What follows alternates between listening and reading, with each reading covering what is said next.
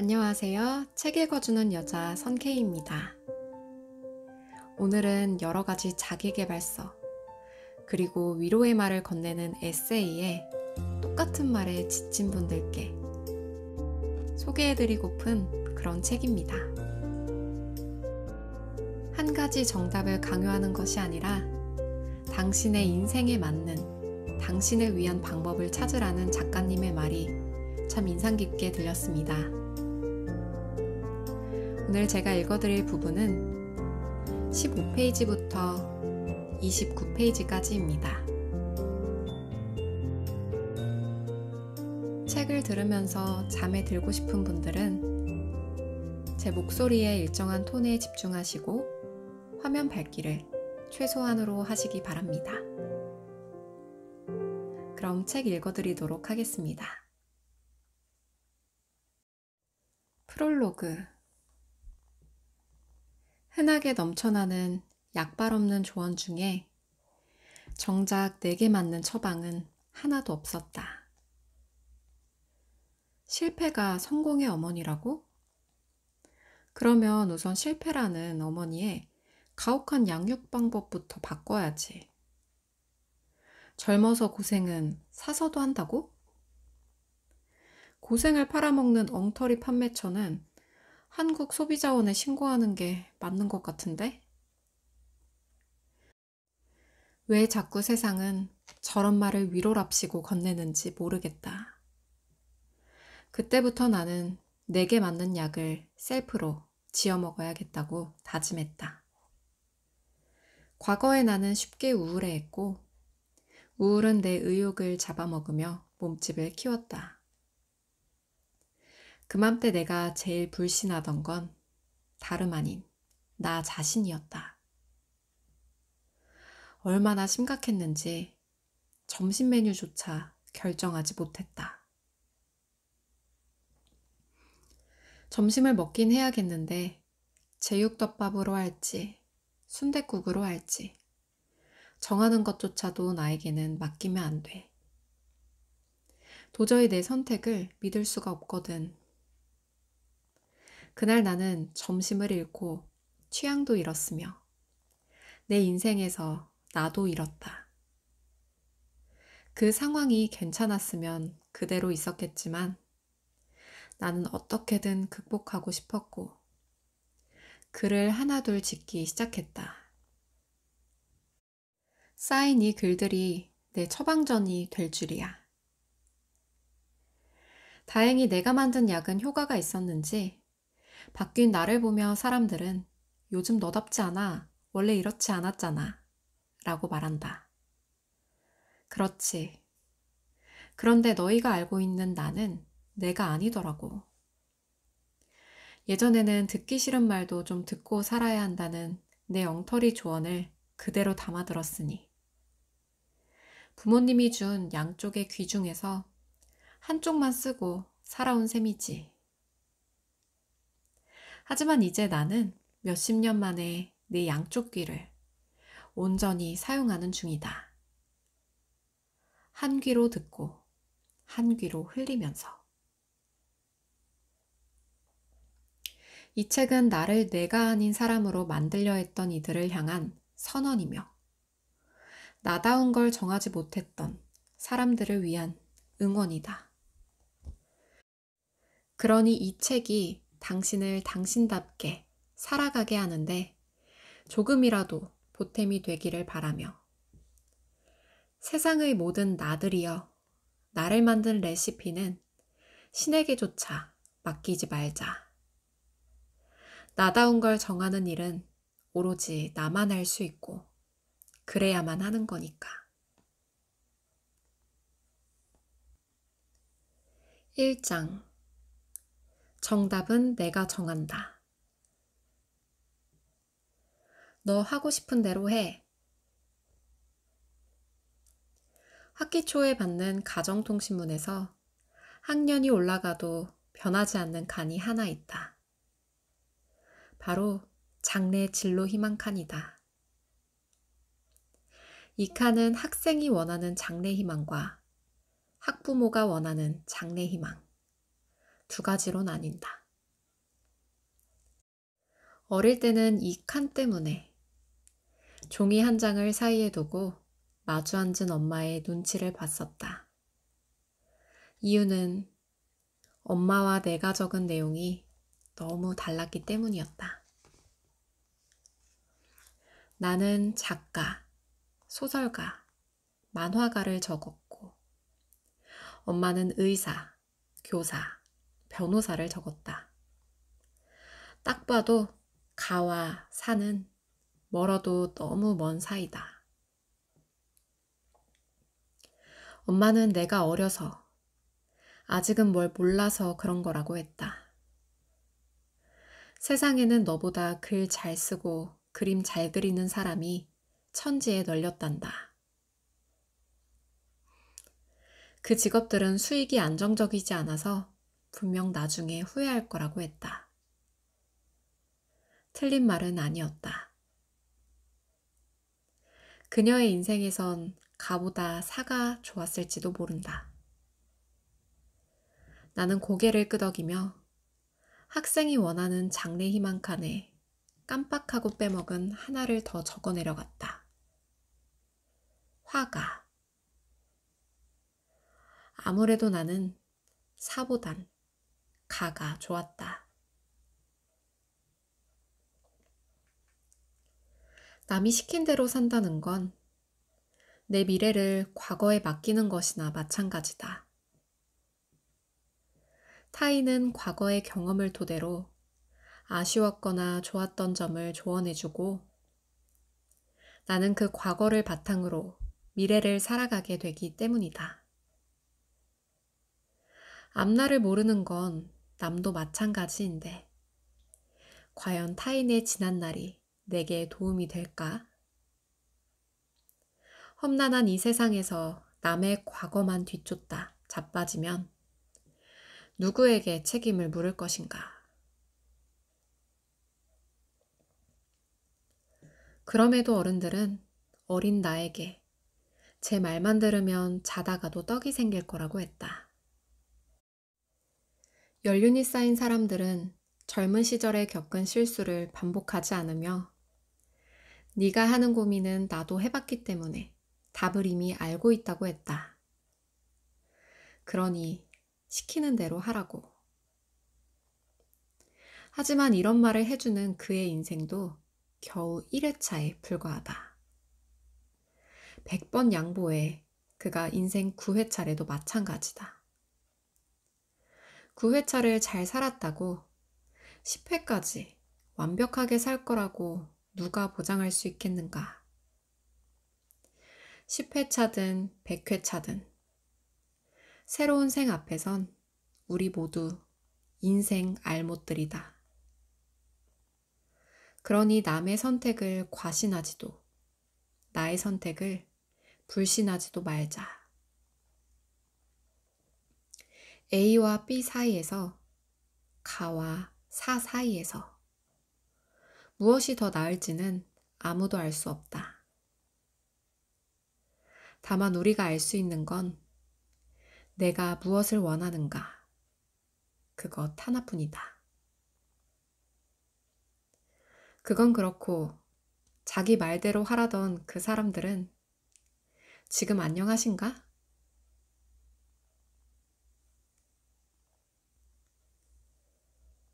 더 나은 내일을 위해 대충 보내는 오늘이 있다. 어제보다 나은 오늘을 살아라. 정말 많이 들어본 이 말은 아무래도 잘못됐다. 이 문구가 내 삶에 들어오고부터 어제와 비슷한 오늘을 보낼 때마다 나 자신과의 경쟁에서 항상 지는 기분이 든다. 우리가 어제보다 더 나은 오늘만을 살아야 한다면 인류 멸망의 이유는 과로사가 될 것이다. 생의 마지막 날조차도 어제의 나를 이겨야 한다며 아득바득 살아갈 것이 분명하기 때문이다. 사람은 기계가 아니라 근육으로 이루어진 생명체이기 때문에 적절한 휴식 없이는 살 수가 없다. 그리고 근육은 손상과 회복을 반복하며 몸에 자리 잡히기 때문에 쉬지 않고 운동하는 것보단 사이사이에 휴식할 시간을 주어야 더 단단해진다. 마음 또한 근육과 같다. 열심히 노력한 날들을 보냈다면 어떻게든 쉬어줘야 한다. 그래야 지치지 않고 꾸준히 성장할 수 있다. 몸은 힘들면 신호를 보낸다. 몸살이나 감기, 그 어떤 형태로든 찾아와 우리를 일로부터 멀찍이 떼어놓으려고 한다. 이럴 땐 우리도 어느 정도 회복이 필요하다는 걸 알기에 쉬는 게 딱히 불편하진 않다. 그런데 마음을 쉰다는 건 참 어색하게 느껴진다. 사실 많은 사람이 신경 쓰지 않는 부분이기도 하고, 심지어는 자기 마음이 쉬어야 하는 상태인지 모른 채 그냥 넘어가는 경우도 허다하다. 마음은 몸과 달리 전조 증상이 거의 없어서 괜찮은 듯 보이다가도 어느 순간 한 번에 펑 하고 터져버린다. 그래서 신체의 피로만큼 마음의 피로를 주기적으로 풀어줄 필요가 있다. 마음을 쉬는 법은 생각보다 간단하다. 해야 할 일에 대한 생각은 잠시라도 버려보는 것이다. 일과는 전혀 상관없는 취미 활동을 하거나 몸이라도 쉬면서 나 자신을 쾌적한 방 안에 뉘어도 좋다. 완전히 다른 활동에 몰입하여 충분히 쉬고 온 다음 일을 바라볼 때면 이전에 떠오르지 않던 기발한 아이디어가 샘솟을지도 모른다. 안 떠오르면 어떡하냐고? 어차피 지금 전전긍긍해도 아무것도 떠오르지 않는걸? 그렇다면 오늘의 에너지라도 아껴서 내일의 나에게 주는 게 맞다. 오늘의 고민과 함께 방전된 배터리까지 내일로 떠넘긴다면 내일의 나는 이럴 거면 차라리 잠이라도 푹 자지 그랬냐며 쌍욕을 퍼부을지도 모른다. 아무리 잘 치는 타자도 매번 홈런만 칠 수는 없다. 투 스트라이크는 아웃이 아니지만 마음이 지치면 뭘 해보기도 전에 번아웃이 온다. 그렇기에 오늘 하루가 엉망으로 꼬인 기분이 든다면 자책하지 말고 그냥 편히 쉬어보자. 오늘 당신이 누워서 아무것도 하지 않았다면 당신에게 그런 하루가 꼭 필요했던 셈 치자. 남하고 경쟁하기도 힘든데 나하고 경쟁할 필요가 있을까? 가끔 우리 생에는 더 나은 내일을 위해 대충 보내는 오늘도 있어야 하는 법이다. 악착같이 일할 생각 하지 말고 그냥 쉬자. 놀면 어때? 내가 선택한 건데. 이러다가 내일 할 일이 기막히게 정리될지도 모르지.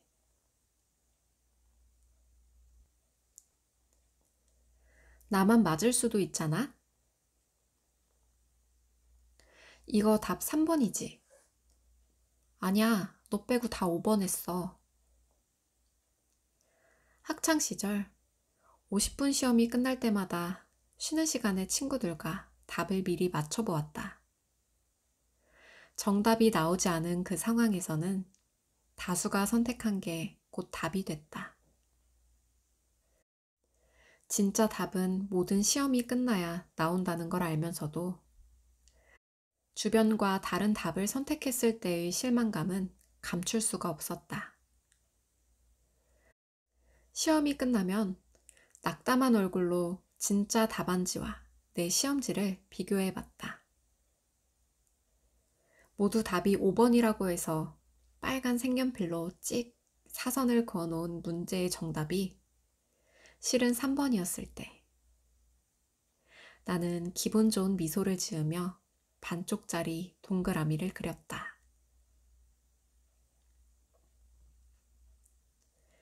만약 이 시험을 혼자 보는 게 아니라면 어땠을까?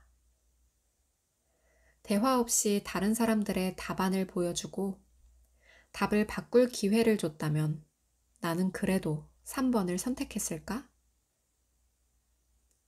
아마 그러기는 어려웠을 것이다. 많은 사람에게 답안지를 보여줘야 할 경우엔 더 그렇다.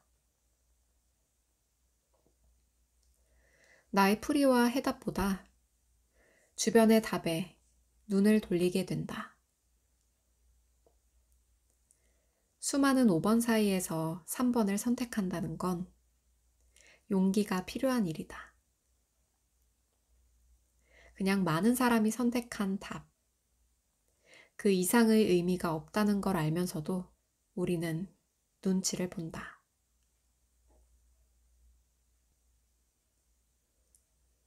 종종 중요한 결정을 할 때 내 답과는 다른 다수의 답을 따르곤 한다. 그렇게 내 의지로 고르지 못한 선택지는 혹시 그게 답이지 않았을까 하는 미련으로 남게 된다. 해보면 별것 아니었네 할 수 있는 일도 해보지 않아서 별거였는지 아니었는지 알 수가 없다. 그러다 결국엔 그때 걔 말을 듣지 말았어야 해 라고 후회하며 책임을 남에게 떠넘긴다. 그렇게 나를 움직이게 하는 것도 남, 책임을 묻는 것도 남이라면 그게 어떻게 내 인생이 될 수 있는가? 자신의 선택을 마음껏 후회하는 것 또한 온전히 자기 뜻대로 결정한 사람만의 특별한 권리다. 영화 기생충의 봉준호 감독도 아카데미 수상 소감에서 마틴 스코세이지의 말을 빌려 이렇게 말하지 않았던가. 가장 개인적인 것이 가장 창조적이다.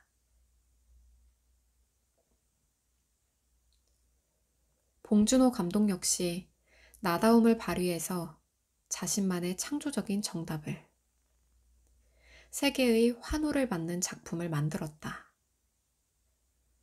결국 내 삶에 어떤 것을 오답으로 매기고 어떤 것을 정답으로 매길지는 나만이 판단할 수 있는 문제다.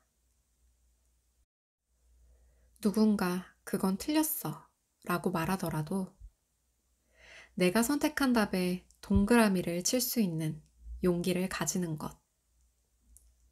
그것이 바로 나라는 인생을 만점으로 졸업하는 방법이 아닐까?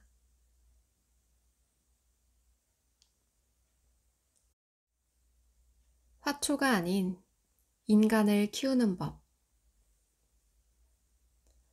서울의 단칸방에서 자취할 때 내 집은 온통 회색이었다. 벽지도 침구도 암막 커튼까지. 이러니 안 그래도 먼지가 쌓여 퀴퀴한 공간이 더 암울해 보였다. 그래, 이 집은 초록이 필요해.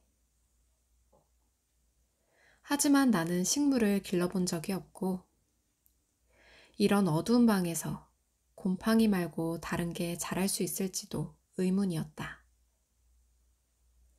그래도 굳이 키우자면 유난스럽지 않고 좁아터진 방구석에서도 잘 자라는 작은 것이었으면 했다. 자주 손이 가지 않아도 되는 그냥 이 집의 소품으로 적합한 것. 그러다가 이런 글을 보았다. 화초를 자주 죽이는 사람들을 위한 실내용 화초. 자주 죽이는 사람들을 위한? 나 같은 사람을 제대로 저격하는 말이었다. 집에 자주 들어오지 않는 사람을 위한 화초. 집이 아주 어둡다면 햇빛이 별로 필요 없는 화초 등을 소개하며 글쓴이는 입문자에게 키우는 재미를 화초에서 찾아보라고 말했다. 그러면서 아이러니하게도 물을 자주 주지 않아도 된다거나 집에 빛이 들지 않아도 된다 같은 키우는 것과 거리가 멀어 보이는 장점들을 어필했다. 거기 놓인 온갖 초록들을 보며 나도 이 중에서 아무거나 골라야겠다라고 중얼거리는데 갑자기 이런 생각이 들었다. 이렇게 기르면 화초는 사는 걸까? 아니면 견디는 걸까? 화초는 기르는 사람에게 언성을 높이며 따지거나 투덜거리지 않는다. 죽지 않고 묵묵히 잘 견디는 착한 화초들은 기특하니까 더 좋은 환경을 줄게가 아닌 그래? 이것도 견딜 수 있어? 그럼 퀴퀴하고 눅눅한 곳에 살아. 라는 소리를 들으며 언제나 최악의 환경에 놓인다. 우리 사는 세상도 별반 다를 게 없다. 도대체 우리는 언제까지 참아야 할까? 아니, 누구를 위해 참고 있는 걸까? 분명 내가 잘 되자고 하는 건데 가끔은 남을 위해 버티는 기분이 든다. 대부분은 오늘의 할 말을 내일로 미루며 묵묵하고 무던하게 군말하지 않고 살아왔다.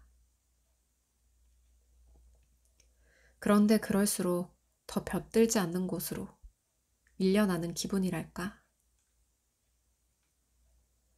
아무것도 견디지 않는 사람은 문제가 있다. 그런데 아무거나 견디는 사람도 문제는 있다. 뿌리에 발이 달리지 않아서 뛰쳐나갈 수 없는 화초야. 억울해도 묵묵히 한자리에서 참고 산다지만 입 달리고 발 달린 우리까지 그래서야 쓰겠는가.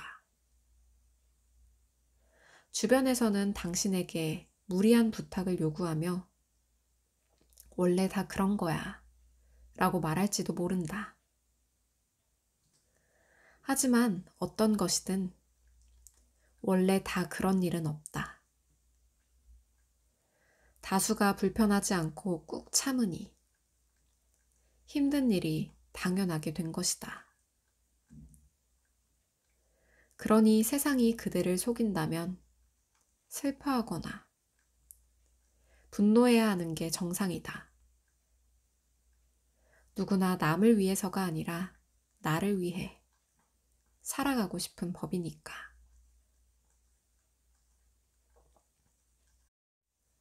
뽑아도 다시 자라고 자꾸 못 살게 해도 견디면 잡초인 줄 안다.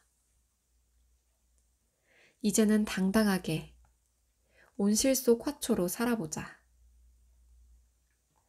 언제 올지 모르는 따뜻한 햇살과 시원한 비를 기다릴 바엔 나를 위해 튼튼한 온실을 짓자. 일단 나만의 온실을 짓고 나면 세상의 유해한 것들로부터 나를 보호할 수 있다. 온실을 잘 관리하는 것만으로도 마음의 면역력은 무럭무럭 자라는 것이다.